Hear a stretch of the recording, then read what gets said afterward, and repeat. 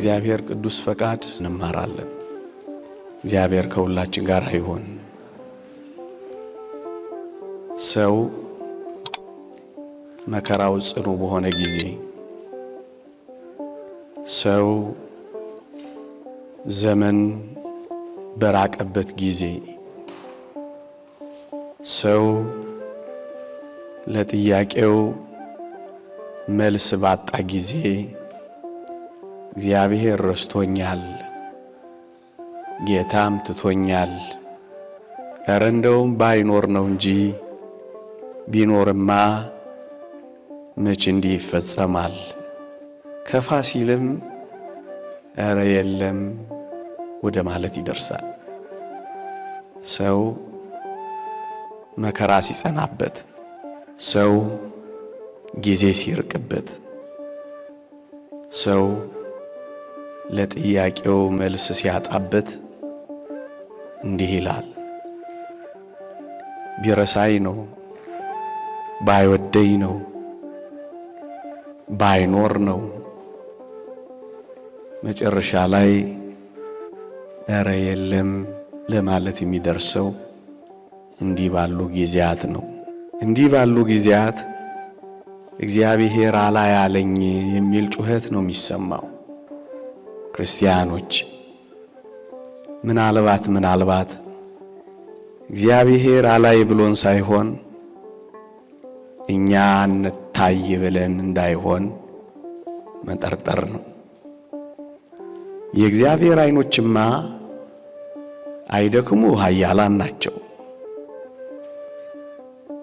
የእግዚአብሔር ዓይኖችማ አያንቀላፉ ትጉሃን ናቸው። የእግዚአብሔር ዓይኖችማ አይጨልምባቸው ብሩሃን ናቸው። የእግዚአብሔር ዓይኖችማ አይሞቱ ሕያዋን ናቸው። የእግዚአብሔር ዓይኖችማ አያዳሉ ጻድቃን ናቸው። ታዲያ ዓይኖቹ እንዲህ ከሆኑ ምናልባት እኛ ላለመታየት ተደብቀን እንዳይሆን ነው መጠርጠር። እንጂማ እግዚአብሔር ያያል። እጠራለሁ አትሰማኝም፣ እጮሃለሁ አታደምጠኝም እንለው ይሆናል እግዚአብሔር። እሱ ግን የሚመልስልን መቼ ጠራኸኝ ነው ሚለን። ምክንያቱም እግዚአብሔርን መጥሪያ አንደበቶቻችን አሁን እኔ የምናገርበት እናንተ የምትጮሁበት አንደበቶች አይደሉ። እግዚአብሔርን መጥሪያ አንደበቶቻችን ንጽህናና ምግባራችን። ያለ ንጽህናና ያለ ምግባር ጮኸን አላደመጥከኝም ብንለው፣ ብንጠራህ አልሰማኸኝም ብንለው ያለ ጥርጥር መቼ ጠራኸኝ ነው የሚለው። ታስታውሱ ይሆን? ትጣራለህ እሰማህም አለው ነው የሚለው።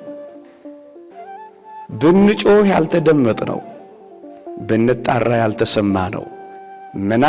ምናልባት የኔና የናንተ አጠራር ላይ ችግር ቢኖር ነው። እግዚአብሔርን እፈልገዋለሁ ግን አላገኘሁትም።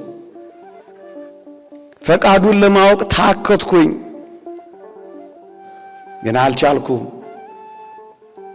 ፈልገኝ ብሏል ግን እሱ አልገኝ አለ የሚል ጉርምርምታ እናሰማ ይሆናል።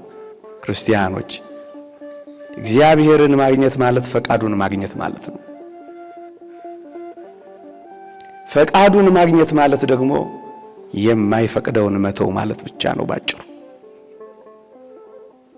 የማይፈቅደው ውስጥ እየኖረን እግዚአብሔርን ማግኘት እንዴት ይቻላል? ከማይፈቅደው ፈቀቅ ብለን ስንፈልገው ነው እግዚአብሔር የሚገኘው። እግዚአብሔርን ቀርቦ ሳለ ጥሩት ነው የተባለው። በሚገኝበት ጊዜ ፈልጉት ነው ያለን ነብዩ። ፈቃዱን በማይፈቅደው መንገድ እያቀረብንለት ፈለግንህ ግን አላገኘንህም ብንለው እንዴት እውነት ሊሆን ይችላል? ክርስቲያኖች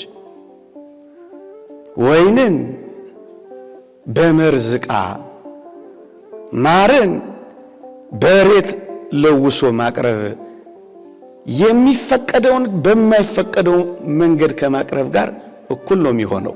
ታዲያ እንዴት እግዚአብሔር ረስቶኛል፣ ጌታም ትቶኛል፣ ኧረ እንደው ባይኖር ነው፣ ኧረ የለም እስከ ማለት የምንደርሰው ምናልባት እኔና እናንተ የሚፈቅደውን በማይፈቅደው መንገድ እያቀረብን እንዳይሆን እንጠርጥረው።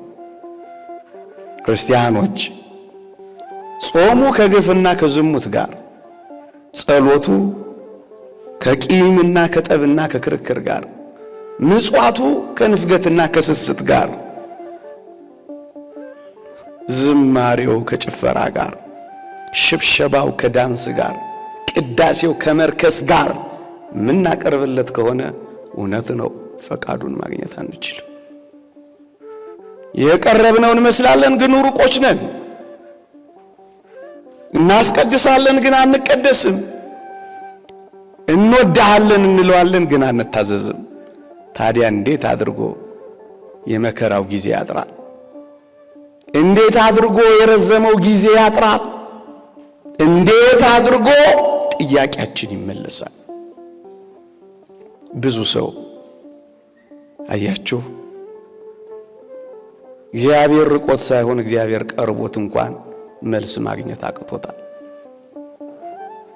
ከኛ ሩቅ ነህ እንዳንለው ሰው እስከ መሆን ቀርቦናል። በምን እንወቅህ እንዳንለው በመገለጡ ራሱን ገልጦልናል።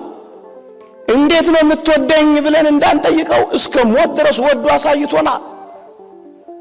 ታዲያ ከዚህ በቀር የኔና የእናንተን ጥቂት ጥያቄዎች ለመመለስ እግዚአብሔር ከኔና ከእናንተ በጣም ሩቅ ይመስለናል። ምናልባት እኔና እናንተ ርቀነው እንዳይሆን ራሳችንን ነው የምንጠረጥረው።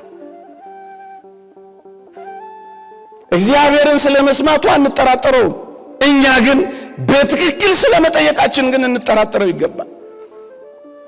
ታዲያ ምን እናድርግ? ጥቂት ነጥቦችን ላስታውሳችሁ።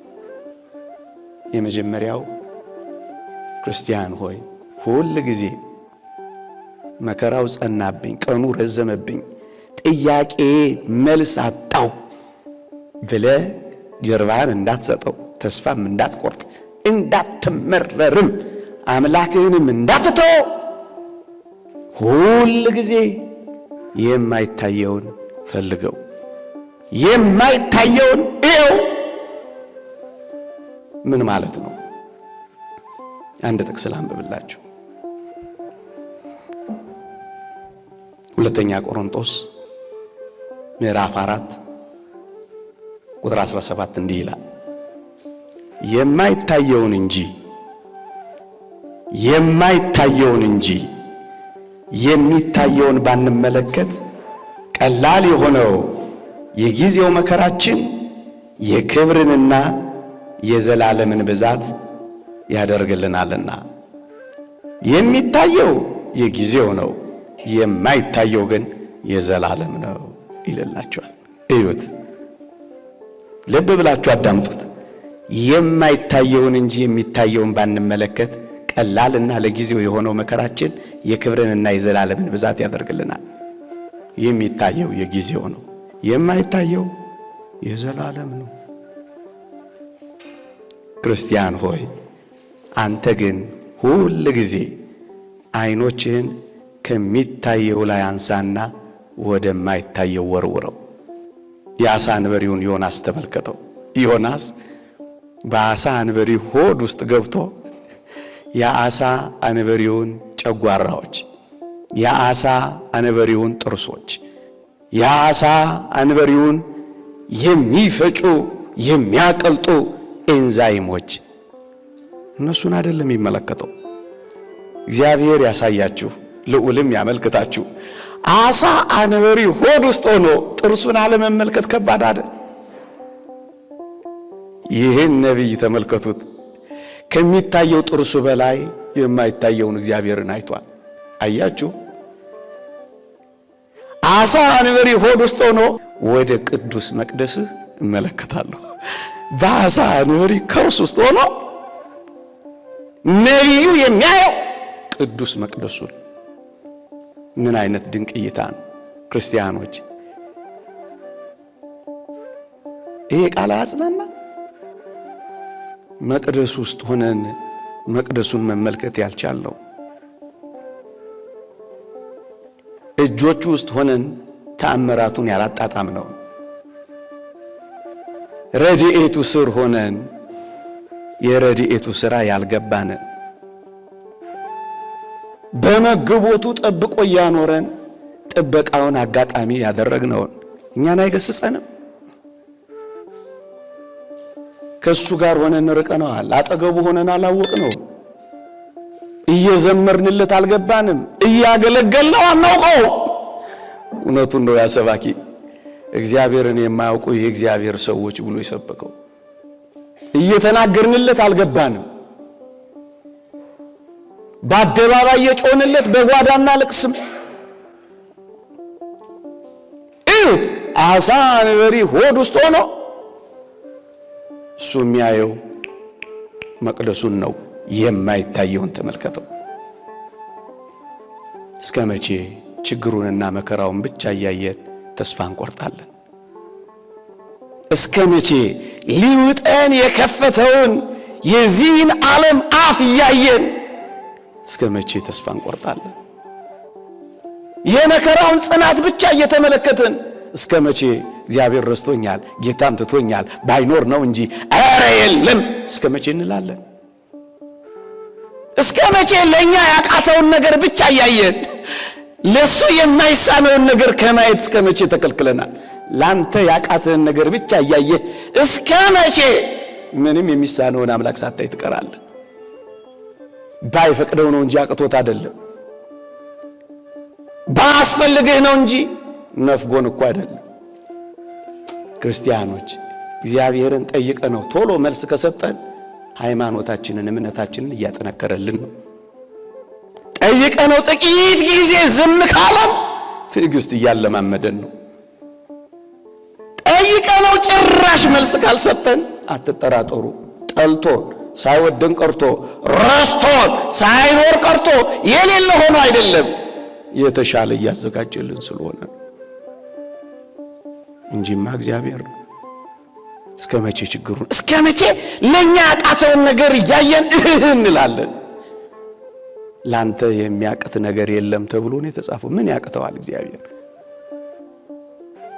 ክርስቲያኖች ተስፋ በማይቆረጥበት እግዚአብሔር ተስፋ እየቆረጠን ለምን ሰይጣንን ደስ እናሰኘዋለን? እንደውም ቅዱስ ዮሐንስ አፈወርቅ አንድ ውሻ አንተ ምግብ ስትበላ አጠገብ ቢቀመጥ ከምግብህ እያነሳ ብትሰጠው ውሻው አንድ ጊዜ ስላጎረስከው ርቆ የሚሄድ እንዳይመስል ጠግቦም የሚነሳ ይሆናል ብለህ እንዳትገምት። በሰጠው ቁጥር ወደ አንተ ነው የሚጠጋው። ሰይጣንም እንደዚህ ነው። አንድ ጊዜ ስታማረርለት የበለጠ ነው ወደ አንተ የሚቀርበው። እናም ይላል አምላክህን እያመሰገንከው ሰይጣንን በረሃብ ቅጣው ይላል። ስታቡረመርሙ ሰይጣንን አስደሰታችሁት፣ አጠገባችሁት። አሁን ምን ያህል የጠገበ አይመስላችሁም? በኢትዮጵያና በመላው ዓለም ምሬት፣ ማጉረምረም፣ ምስጋና ሲጠፋ እስከ መቼ ተስፋ እየቆረጥን? ተስፋ በማይቆረጥበት እኮ ነው ተስፋ የምንቆርጠው። እስከ መቼ? ክርስቲያኖች በዚህ ሁሉ አስጨናቂ ጊዜ፣ በዚህ ሁሉ መራራ በሚመስል ጊዜ፣ በዚህ ባለቀ ጊዜ እስኪ አይኖቻችን ሁሉ ጊዜ አጥቂዎቻችን ላይ፣ አሰናካዮቻችን ላይ፣ ፈታኞቻችን ላይ፣ የቤት ሥራ የሚሰጡን ላይ፣ ወሬ የሚጎነጉኑ ሴራ የሚያደሩት ላይ እንቶ እስኪ አነስማቸው፣ አናያቸው። ለመነኮሳት እንደታዘዘው የተስማ ድምፀ ወይትሪያ ገጸ የተባለውን እዚህ ባመጣውም ይሆናል። አትስማ አትይ። የእግዚአብሔርን ማዳን የእጁንም ታምራት ብቻ እያየህ ጠብቀው። ያሳፍር እንደሆነ ታየዋለህ። ትላንትን ያሳለፈ ዛሬን ያሳለፈ እዩ እኮ ይኸውላችሁ፣ የሚጥለንም የሚያነሳንም ተስፋ የሚሰጠንም ተስፋ የሚያስቆርጠንም የሚያበረታንም የሚያደክመንም የምናየውና የምንሰማው እይታችን ነገር ብቻ ነው። እይታ ለዚህ ነው የማይታየውን እንጂ የሚታየውን ባንመለከት። የሚታየውማ እውነት ነው፣ ተስፋ አስቆርጣ። የሚታየውማ እውነት ነው፣ ሲባጓ ያሳንቃል። ብዙ ወጣቶች እኮ ተስፋ ቆረጡብን። ለምን? የሚታየውን ብቻ ስለሚያዩ፣ ተስፋ ዛጋ ሚቆም ያበቃ ስለሚመስላቸው። በምድር ተስፋ ቢቆረጥ በእግዚአብሔር ተስፋ ይቆረጣል።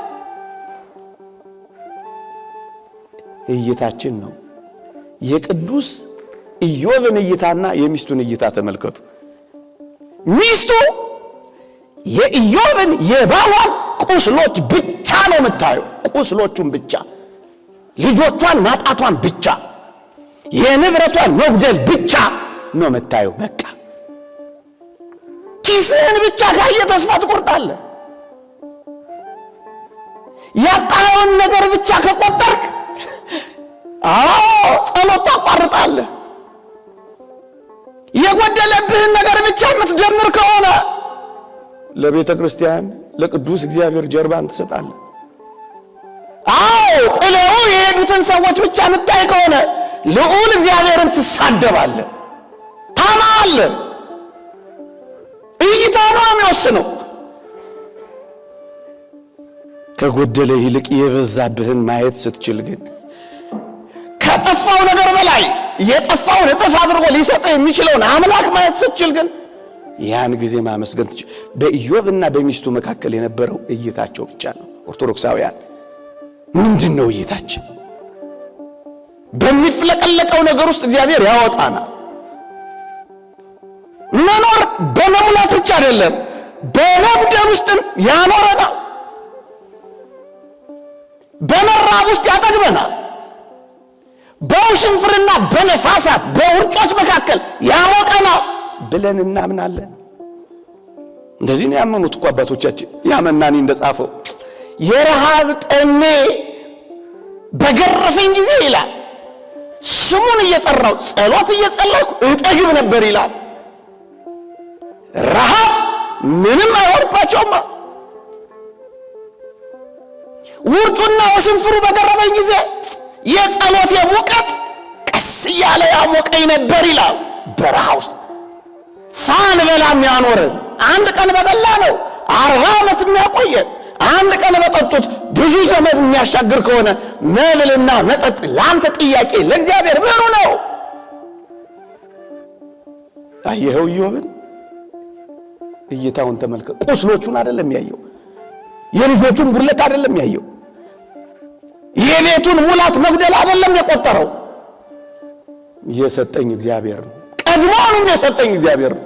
አሁንም የወሰደው እሱ ነው። ድጋሚም ሊሰጠኝ የሚችለው እሱ ነው።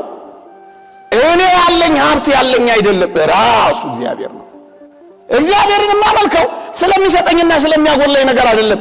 እግዚአብሔር ስለሆነ ብቻ ነው። እሱን ለማምለክ ምንም ነገር ምክንያት አይደለም ማለትና አመሰግነዋለሁ አለ። አየህ፣ የማይታየውን ማየት ማለት ይሄ ነው። በጥልቀት ነው የሚያዩት። የማይታየውን ማየት ማለት ይሄ ነው።